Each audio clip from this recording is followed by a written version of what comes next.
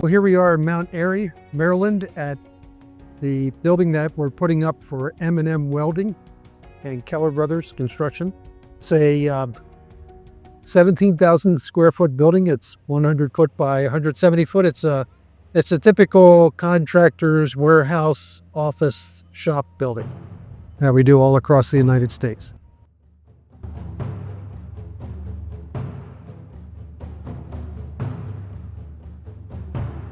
So what's going on here is that there's a 4-inch masonry veneer. You can see the 4-inch block here that extends upward.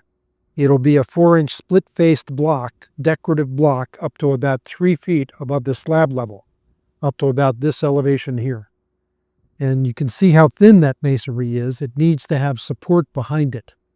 There's nothing on the details to provide support. There needs to be a structural member across right at the top of that masonry, both to support the masonry and to provide support for the bottom of the siding and the flashing to go over the masonry. So that was missed. But we can take care of this problem now. We can weld a clip on here. We happen to stock all of these roll form shapes, and we can put in the structural member that they need. Problem here is that this girt near the top of that column is either loaded wrong or not ballocated correctly. You can see how long it is. It should only go about 2 feet past that column, not 5 feet like it's going now. Plus the holes don't line up with the clips that it's supposed to attach to. And so we're going to have to figure out, was that girt just fabricated wrong, or did they mislabel it and it's supposed to go someplace else in the building? There are a couple things to say about the complications we're running into today. First thing to say is that we're able to solve these problems on the fly, make sure that the project continues with relatively short delays.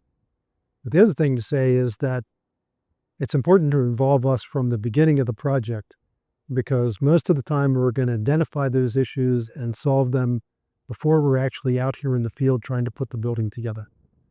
If the steel was ordered through us, we would have carefully coordinated all of these details. Because we've been doing this for 40 years, we can identify those problems pretty quickly from the architectural drawings and the pre-engineered steel shop drawings.